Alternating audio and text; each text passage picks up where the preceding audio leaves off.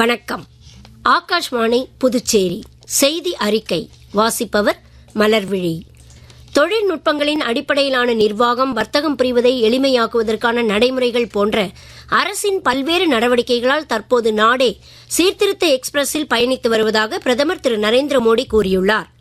முன்னேறிய இந்தியாவை உருவாக்குவதற்கான நிதி, தொழில்நுட்பம் மற்றும் சீர்திருத்தங்கள் குறித்து இணைய வழியில் இன்று நடைபெற்ற பட்ஜெட்டிற்கு பிந்தைய பயிலரங்கில் அவர் பேசுகையில், சீர்திருத்த எக்ஸ்பிரஸின் வேகத்தை பராமரிக்க கொள்கை நோக்கங்களுக்கு அப்பாற்பட்டு கொள்கையின் விளைவுகளிலும் சிறப்பு கவனம் தேவை என்றார். சாலை முதல் டிஜிட்டல் வரை நாடு முழுவதும் பொது உள்கட்டமைப்பு வசதிகளை மேம்படுத்துவதில் அரசு கடந்த 10 ஆண்டுகளாக முக்கிய கவனம் செலுத்தி வரும் நிலையில், செயற்கை நுண்ணறிவு, பிளாக் செயின், டேட்டா பகுப்பாய்வு போன்ற நவீன தொழில்நுட்பங்களின் பயன்பாட்டில் வேகம், பொறுப்புணர்வு மற்றும் வெளிப்படைத்தன்மையை அதிகரிக்க வேண்டியது மிக அவசியம் என்று பிரதமர் திரு நரேந்திர மோடி வலியுறுத்தினார். இதனால் வரவிருக்கும் காலங்களில் நாட்டின் செயல்திறன் பல மடங்கு மேம்படும் என்றும் அவர் கூறினார். மத்திய அரசின் பட்ஜெட் என்பது எதிர்காலத்திற்கான செயல் திட்ட கொள்கையை தவிர குறுகிய கால தேவைகளுக்கான வர்த்தக ஆவணம் அல்ல என்றும், இந்த உண்மையின் அடிப்படையில்தான் பட்ஜெட்டின் வெற்றியை மதிப்பிட வேண்டும் என்றும் பிரதமர் குறிப்பிட்டார். பிரதமர் திரு நரேந்திர மோடி நாளை ராஜஸ்தான் மற்றும் குஜராத்திற்கு பயணம் மேற்கொள்கிறார். இப்பயணத்தின் போது ராஜஸ்தான் மாநிலம் அஜ்மீரில் பல்வேறு வளர்ச்சித் திட்டங்களை அவர் தொடக்கி வைத்து வேறு பல திட்டங்களுக்கு அடிக்கல் நாட்டுவார். நகர்ப்புற வளர்ச்சி, குடிநீர் விநியோகம், மின்சாரம், நீர்ப்பாசனம், தொழில் கட்டமைப்பு போன்ற பல்வேறு துறைகள் தொடர்பான இத்திட்டங்களின் மொத்த மதிப்பு 16,680 கோடி ரூபாயாகும். பெண்களுக்கு ஏற்படும் கர்ப்பப்பை வாய் புற்றுநோய்க்கு எதிராக 14 வயதான சிறுமிகள் அனைவருக்கும் HPV தடுப்பூசி போடுவதற்கான தேசிய திட்டத்தை அஜ்மீரில் பிரதமர் தொடக்கி வைக்கிறார்.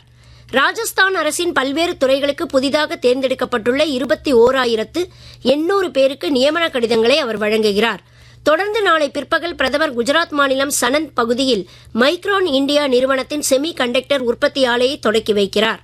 22,500 கோடி ரூபாய் செலவில் நிறுவப்பட்டுள்ள இந்த அதிநவீன செமி கண்டக்டர் உற்பத்தி ஆலை உலக சந்தையின் தேவைகளை பூர்த்தி செய்வதாக அமையும் என்பதும் குறிப்பிடத்தக்கது.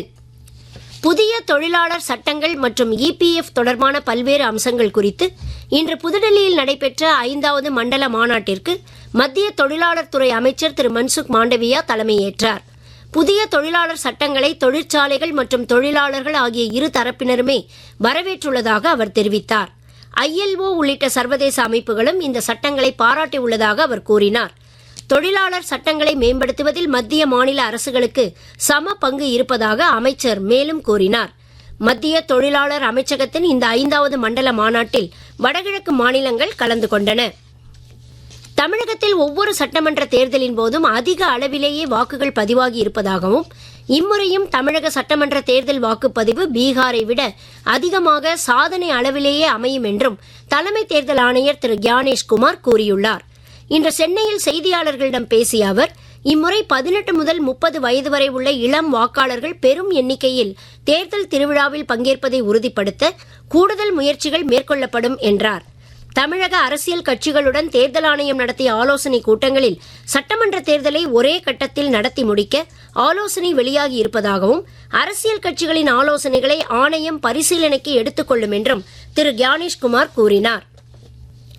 புதுச்சேரியில் நாடாளுமன்ற உறுப்பினர் தொகுதி மேம்பாட்டு நிதி மூலம் 25.32 லட்சம் ரூபாய் செலவில் வாங்கப்பட்டுள்ள 2 ஆம்புலன்ஸ் வாகனங்களை நாடாளுமன்ற உறுப்பினர் திரு வைத்திலிங்கம் இன்று சுகாதாரத்துறையிடம் வழங்கினார். சுகாதாரத்துறை இயக்குநர் அலுவலகத்தில் நடைபெற்ற இந்நிகழ்ச்சியில் சுகாதாரத்துறை இயக்குநர் டாக்டர் செவ்வேல், துணை இயக்குநர்கள் உட்பட உயர் அதிகாரிகள் கலந்து கொண்டனர். கிராமப்புறங்களில் உள்ள ஆரம்ப சுகாதார நிலையங்களில் சிகிச்சைக்கு வரும் நோயாளிகளில் மேல் சிகிச்சை தேவைப்படுபவர்களை புதுச்சேரி அரசு பொது மருத்துவமனை, ஜிப்மர் உள்ளிட்ட மருத்துவமனைகளுக்கு அழைத்து வர புதிய ஆம்புலன்ஸ் வண்டிகள் உதவிகரமாக இருக்கும் என்பது குறிப்பிடத்தக்கது. உலக கோப்பைக்கான ICC ஆடவர் 20 ஓவர் கிரிக்கெட் போட்டித் தொடரில் இங்கிலாந்து, நியூசிலாந்து அணிகளுக்கிடையே இன்று மாலை நடைபெறும் சூப்பர் 8 போட்டியில் நியூசிலாந்து அணி டாஸ் ஜெயித்து முதலில் ஆட தீர்மானித்துள்ளது. நேற்றிரவு சென்னையில் நடைபெற்ற சூப்பர் 8 போட்டியில் இந்திய அணி 72 ரன் வித்தியாசத்தில் ஜிம்பாப்வே அணிக்கு எதிராக வெற்றி பெற்றது. இந்திய அணி வரும் ஞாயிற்றுக்கிழமை கொல்கத்தாவில் தனது கடைசி சூப்பர் 8 போட்டியில் வெஸ்ட் இண்டீஸ் அணியுடன் மோத உள்ளது. உலகக்கோப்பைக்கான ICC ஆடவர் 20 ஓவர் கிரிக்கெட் போட்டித் தொடரில் அரையிறுதிப் போட்டிகள் மார்ச் 4, 5 ஆகிய தேதிகளிலும், இறுதிப் போட்டி 8ஆம் தேதியும் நடைபெறும். பிரதமர் திரு நரேந்திர மோடி இன்று புதுடெல்லியில் உலக சிரியன் ஆர்த்தடாக்ஸ் திருச்சபையின் தலைவர் மோரான்மோர் இக்னேஷியஸ் இரண்டாம் அஃப்ரமே சந்தித்து பேசினார். பல்வேறு பிரச்சினைகள் குறித்து விரிவான முறையில் தாங்கள் பேசியதாக சமூக ஊடக பதிவு ஒன்றில் பிரதமர் தெரிவித்துள்ளார். இத்துடன்